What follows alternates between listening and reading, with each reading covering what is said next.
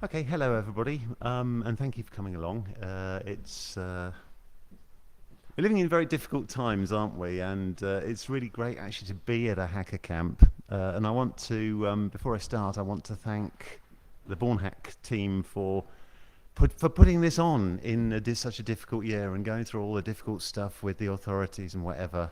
And I, for one, really appreciate the effort that's gone into this camp, and I'm very, very pleased to be here, and it's lovely to see you all again. Right, anyway, my name's Jenny List. I write for hackaday.com. I'm also a member of Oxford Hackspace and Milton Keynes Makerspace in the UK. And this talk, it's about what happened in the Hackspace community around the pandemic, and what we can learn from it, and how we might go forward from what we've learned in the future. So, yeah, 2020. It seems difficult to believe that where are we? August, sort of 7 or 8 months ago, none of this had happened. Can you imagine what 2020 would have been like if we just had a normal year? I'd have been to EMF for one, but it seems as though an entire decade has passed in 7 or 8 months. It's certainly, I think it's taxed all of us. Anyway, probably most of you are aware that governments were caught on the hop by COVID-19. I'm talking from a British perspective, so maybe the Danish government had it completely in hand, I don't know, maybe other governments did, but certainly for us, there were enormous shortages of PPE, personal protective equipment. The government had really messed up. There wasn't enough. There were doctors going without and having to treat patients. There were people in care homes in particular who just could not get hold of it. Excuse me, I just have to plug my laptop in again because the cable has fallen out. And this really became a bit of a national scandal because effectively people died because of it. And obviously in the hackerspace and makerspace community, we responded. We responded as only we can. We make stuff. So we made vast amounts of homemade PPE. And that's hackerspace communities, makerspace communities, sewing communities, textile communities, all sorts of people who make things. Did everything laser cuts, face visors. The thing I printed was the ear savers, those little spiky things that go around the back of your head. I printed hundreds of those things. There were people making scrubs and scrub caps, and I don't think they were making gowns. I think gowns are something special for surgery, but they can make the scrubs for just wearing in the ward and stuff. And it was a huge effort, and I think it was quite successful. Certainly the recipients I saw, they were so desperate and they were so bowled over that just random members of the public were rising up to help them.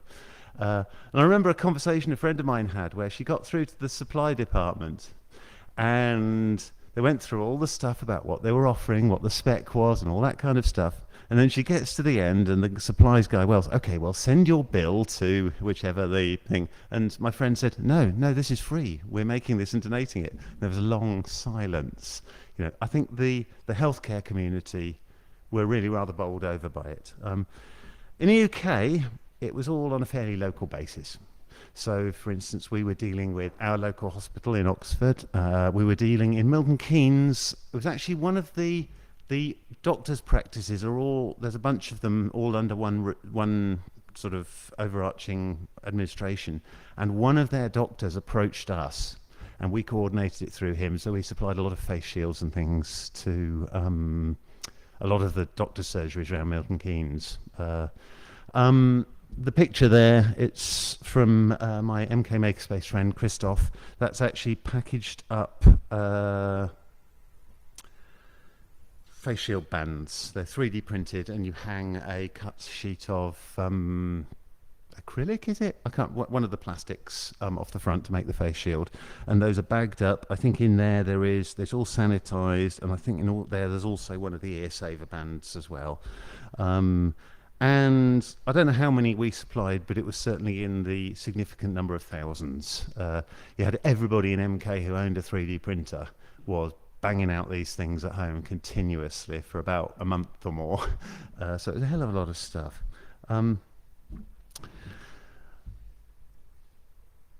The thing is, how did we do, and what did we learn? I mean, our strength in the hacker and makerspace communities and associated communities is we can make almost anything.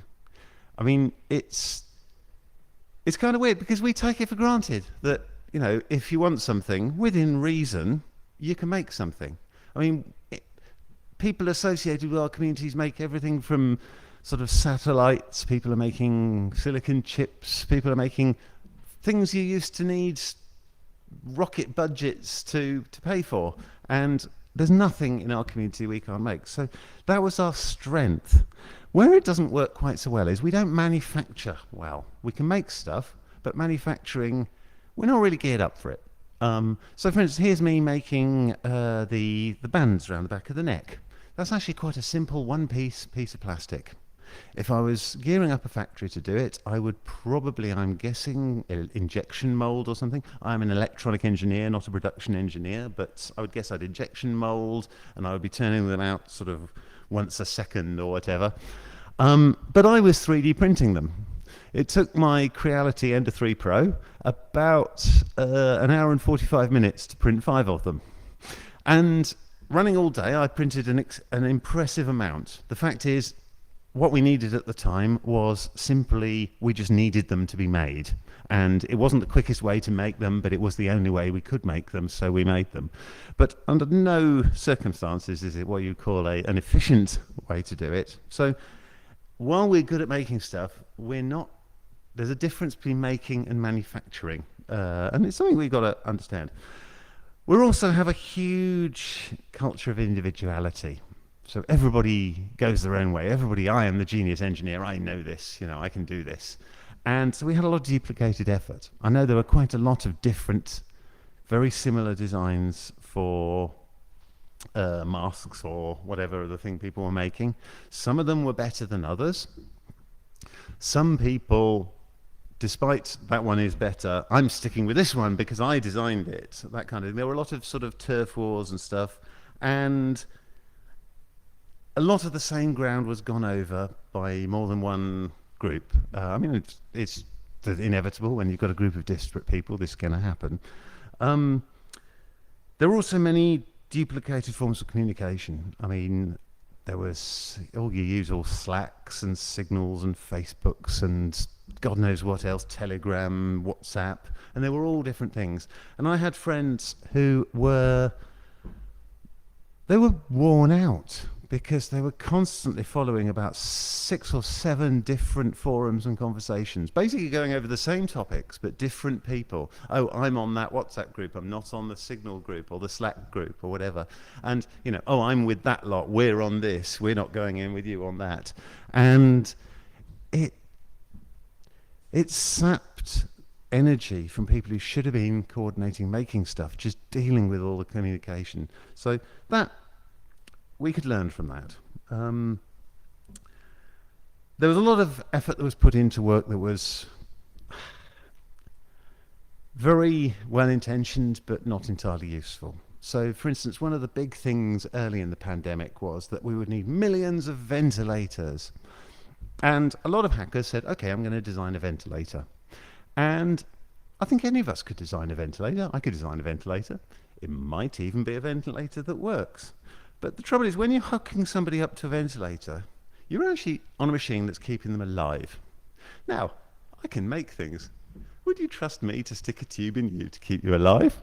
To make a ventilator, I'm just using ventilators as an example, but there were other items of PPE and medical stuff. To make a ventilator, you design it, and you design it with the best possible engineers and materials and everything and the knowledge, the doctors that you can, and then you send it off.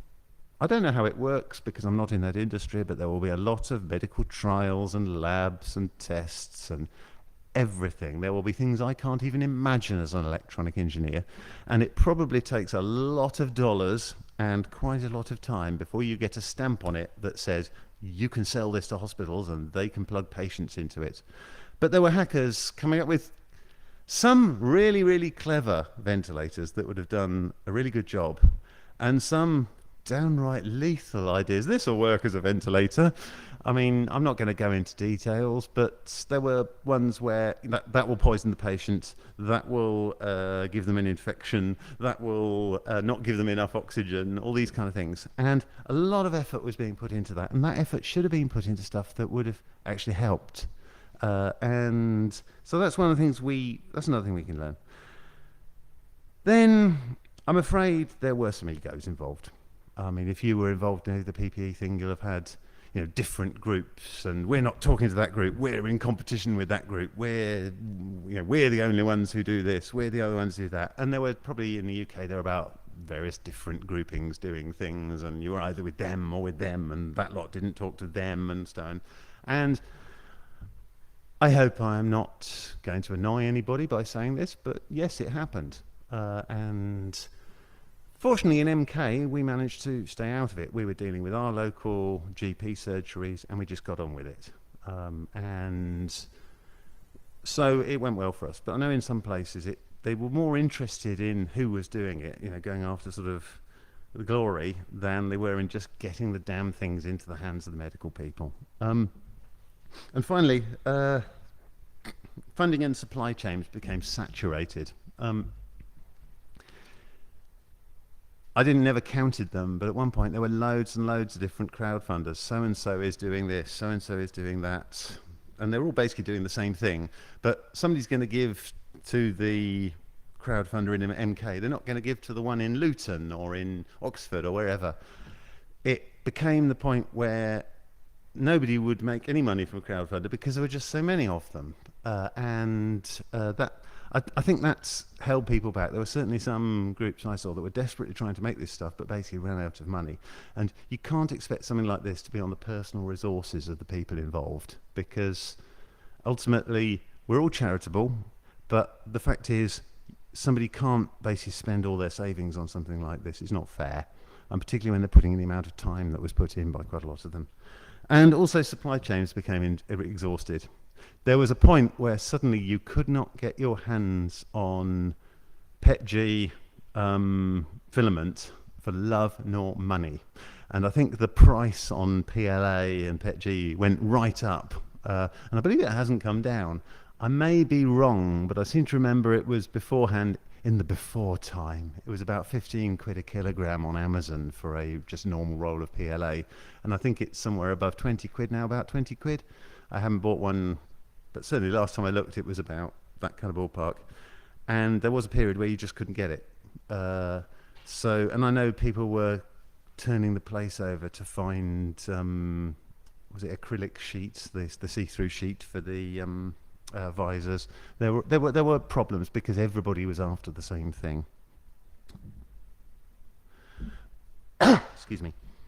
So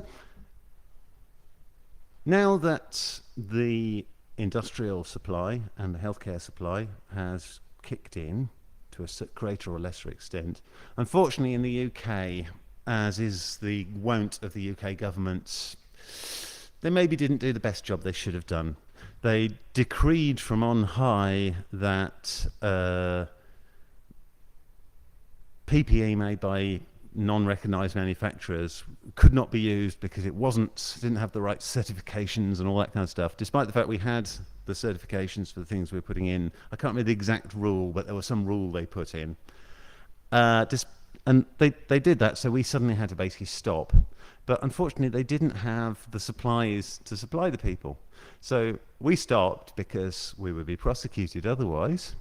And meanwhile, the nurses and whatever were desperate for PPE. The care homes, the old people's homes, they were basically just left to deal with it with nothing. And I remember, there was a period where these people were desperately ringing because they were trying to get hold of it. I'm told that there were even people who sort of didn't supply PPE, but it was, I've left some PPE over there. And that's not a way to go forward. I don't think they handled that very well. I mean, it's a political point about the British government, but if they could do something differently, it would be make sure when they stop the small makers making the stuff, make sure they've got some to supply themselves. If you want to Google the British approach to sourcing PPE, there is a nice juicy political scandals brewing in there. But as a community, now it's over. Well, now we're no longer making the large amounts. I think we can be proud of what we did. It's a dangerous trait in British society is to use Second World War metaphors, but I think we can say that as a maker community, it was our finest hour. We did help. We gave stuff to healthcare people. I am obviously talking from a British perspective here, but as far as I know, the same thing happened in other countries. I've heard it happened in France. I know it happened to a certain extent in the Netherlands. I presume a similar effort went underway in Denmark. Not having been there at the time, I can't obviously comment on that, but I know it was quite a lot of places around the world. We made a difference, and I think I'm proud. I think we can all be proud of what we did there. We also gained invaluable skill and experience. None of us has ever done anything like this before, and we effectively learned how to become small-scale manufacturers, how to become inefficient and not very good small-scale manufacturers, but we learned a lot. We learned a lot about certification of stuff. We learned a lot about how to prepare a product. So you saw those visors were bagged up and sterilized. We learned a lot about making effectively a production line to do that. And the thing is, that's all been learned. That's all been sort of knowledge that has been acquired. And we need to hang on to that. We need to say, okay, how could we do it better if it happened again? And how can we hang on for that? And how can we use it again in the future? Which really comes to the purpose of this talk. I'm going to take you back in history now. Now, I'm told there isn't an equivalent of this in Denmark, but there is in most other countries. In 1953, there was a freak flood in the North Sea. I believe it was a storm coupled with a particular tidal condition that caused all the water to sort of flood down into the southern North Sea. And there was widespread flooding in the east of England from sort of East Anglia, Norfolk, down to Essex. And there was also flooding in the western Netherlands. This picture here is an archive picture from Zeeland, the sort of bottom left-hand corner of the Netherlands. I know that there were significant deaths in the low-lying eastern English regions, and it was a major disaster at the time. I know that the floods knocked out a lot of the communications, so the telephone system was pretty antiquated in the UK at the time, and it had been hit hard by the war, certainly, and when it was knocked out, the police didn't have any way of coordinating. And so they resorted to radio amateurs, and this isn't sort of your modern radio amateur with their little digital Chinese handheld. This is, old-fashioned Morse code kind of HF shortwave radio amateurs.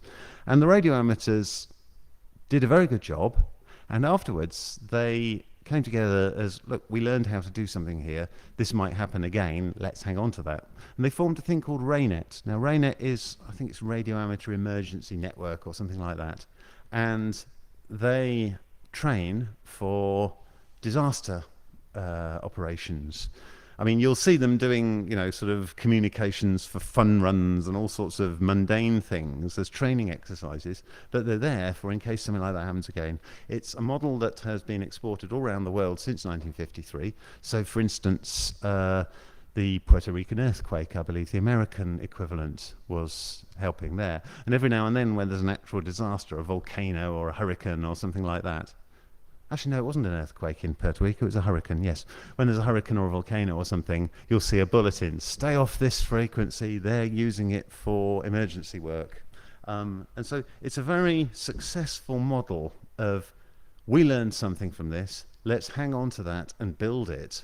And it's, here we are, 70 years later nearly, and it's still going strong and is all over the world ready to take up. I'm told the reason Denmark have one is that the Danish government have said You don't need this. Our radio communication system is strong enough to withstand anything.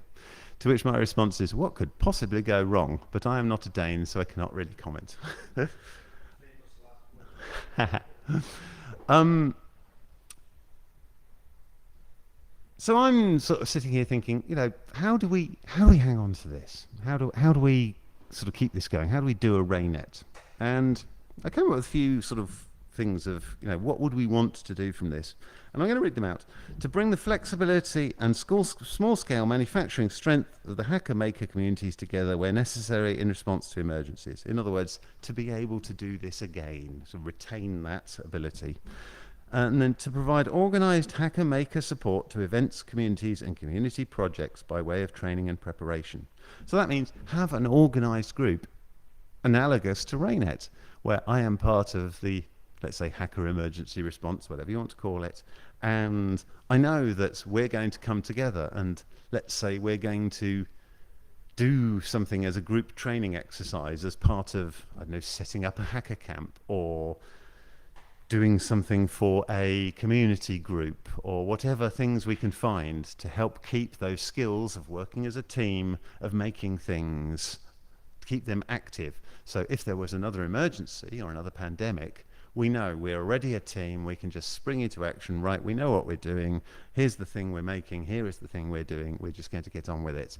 And it would be nice to think, just as RayNet have become part of the amateur radio scenery, that such a thing might become part of the hacker and maker scenery.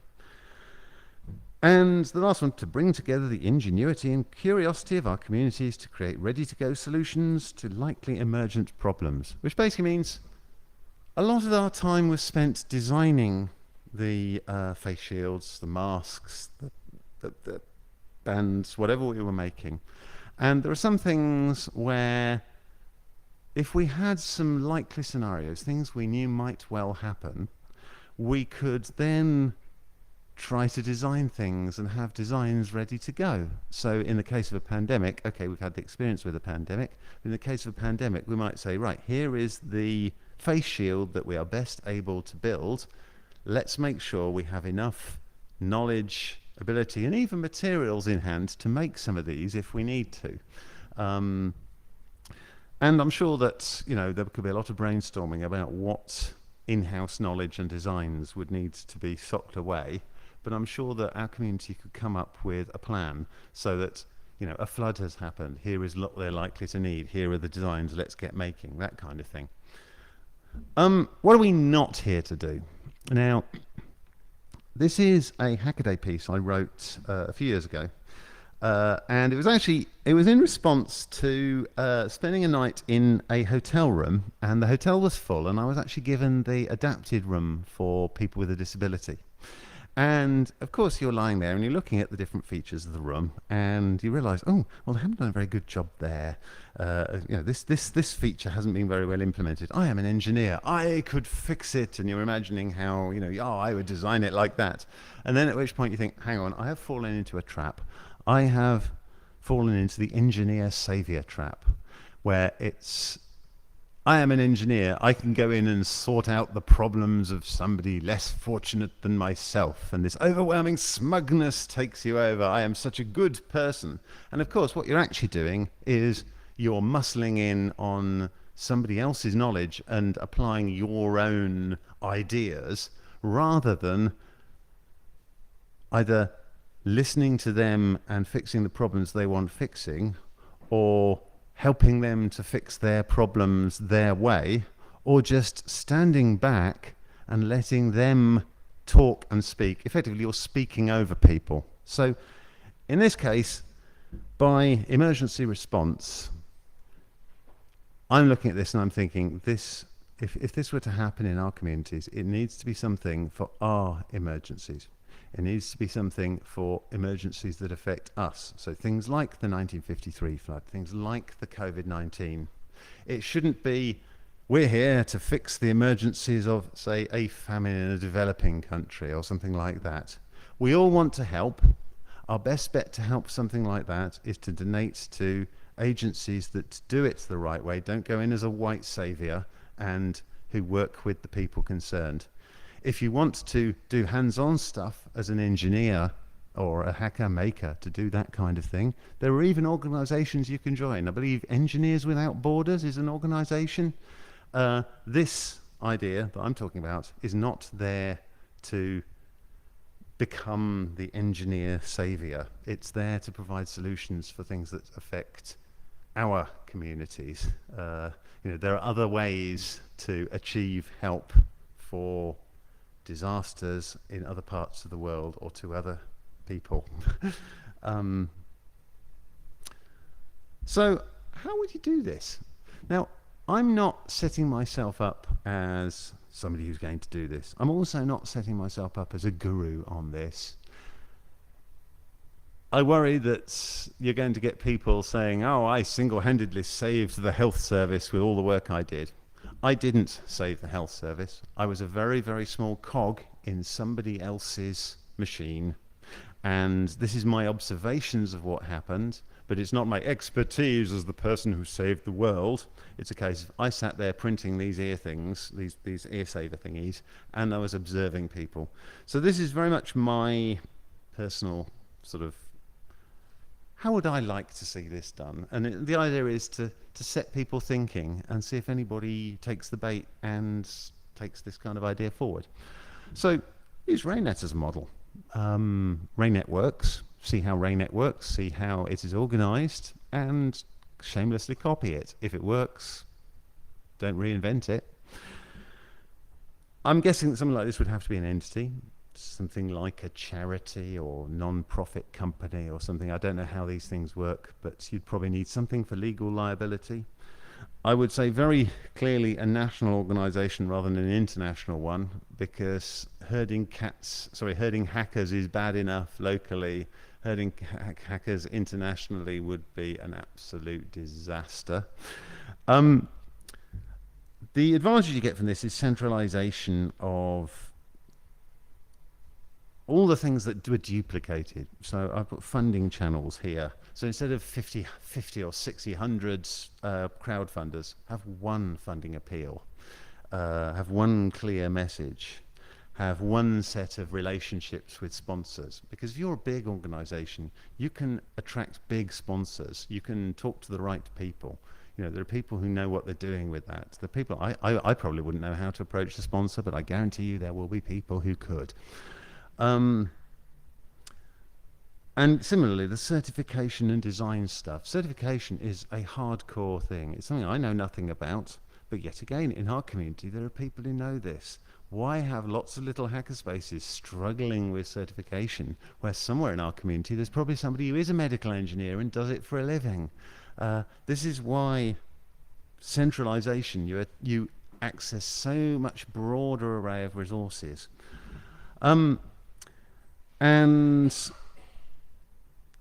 finally, similar to what RayNet do when they are doing the radio communications for a fun run or a village fete or whatever, is do manufacturing runs. Okay, you want to set up expertise in making face shields. Make some face shields. And if you do that, you probably also end up with a bit of a stock of face shields. So if there's another medical disaster, then, hey, you can start handing them out straight away. You don't have to get up and running. As I say, I think probably the best way to hang on to this knowledge is to practice. And so our community would have to come up with some way of practicing, becoming a well-oiled team, and using that to hold on to the knowledge. At a local level, all our makerspaces, we have to think, how could we have done this better? How could we have made stuff quicker? And yes, we've all got 3D printers and laser cutters, and we did a good job with those, but there are other things. So, for instance, I was thinking, wouldn't it be great if we had injection molding? And there will be other things which I haven't thought of, which could similarly have made it so much easier. If Milton Keynes Makerspace had an injection molding machine for those ear savers, instead of churning out 5 every nearly 2 hours, I could probably turn out 5 in 5 minutes. I'm not skilled in injection molding, but I'm guessing industrial injection moldings probably turn out 500 in 5 minutes, but that's a bit optimistic. Um, we would it would be make sense for us to think, how can we extend our capabilities to do more stuff? And this is good beyond this. It's not just that we might make some face shields. I don't know about you, but I'd quite like my hackerspace to have an injection molding machine. There's all sorts of cool things I can do with that. We also need to embrace emergency manufacturing as part of our culture, in the same way that radio amateurs have embraced Raynet. Raynet is just part of amateur radio. It's one of the many different facets of amateur radio. And you know, if you know radio amateurs, there'll be the guys that do homebrew radios, there'll be the guys that do shortwave DX, there will be the Morse enthusiasts, the satellite people, and there will be the people, Raynet is their thing. And we all know what Raynet is, and we recognise it as this is part of what radio amateurs do. And similarly, we could embrace emergency manufacture as part of hackerspace culture. Hackerspaces squabble a lot, we 3D print things, we laser cut, but we also do emergency manufacture when there is a pandemic or another disaster. And that would be easy to embrace. And the great thing is, this is a wonderful public relations thing. We can say, I mean, the Milton Keynes Makerspace in the future, when we're after grants or whatever, we'll be saying, look, we did this during the pandemic. We supplied stuff to the doctors. And we need to proselytize. We need to tell people, you've heard of hackers, you think we're hackerspace, you probably think we're computer criminals. This is what we actually did. And they'll go, oh, wow, that's quite something. We should make more of what we do. Sometimes we're a bit quiet and sort of geeky about stuff, but we can be proud of this. We should tell people. And that's it. I don't know whether this talk or others like it, I'm told there's a guy in France who's been saying similar things at one of their events. I don't know whether it will sort of start a spark, but I believe that we have come up with something valuable here, and it could become something special. And I do hope that somewhere out there will be people who agree with me. Anyway, yes, I've been Jenny List. You can find me Twitter, Jenny Alto, or if you go to Hackaday, you can find all the wonderful things I have written. Thank you very much.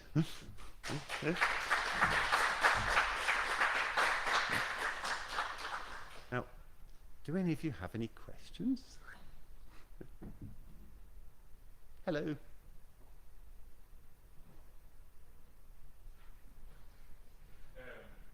What have you experienced being with how people kind of their reactions to getting all this PP from the hacker spaces?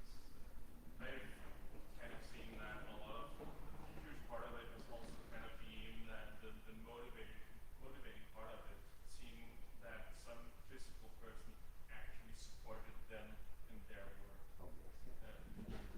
I better repeat it. Yeah, it's what's my experience of the reaction of the recipients, and in particular, have they responded to seeing people actually coming out and supporting them? Is that right? Yeah, yeah. Well, I know that certainly the people I dealt with were very, very, very pleased indeed to have some people who were actually helping them. There were desperate measures being taken. It did the rounds on social media that there was an online shop that was that's not safe for work. Hey, we're a daytime talk here, but there was an online shop that was specialist in medical fetish wear.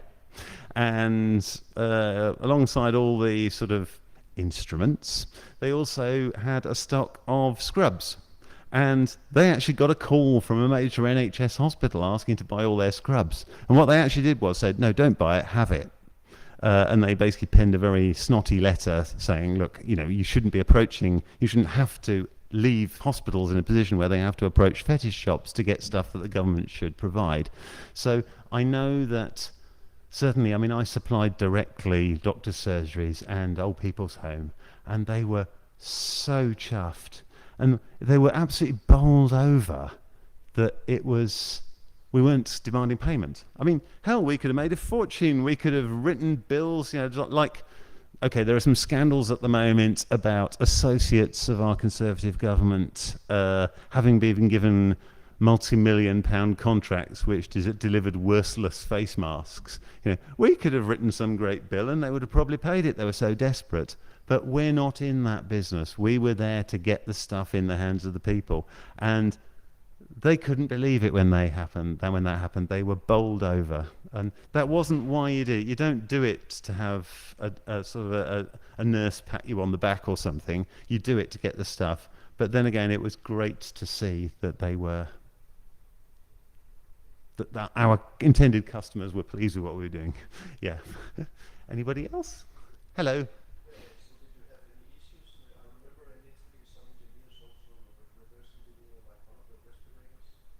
Oh yes.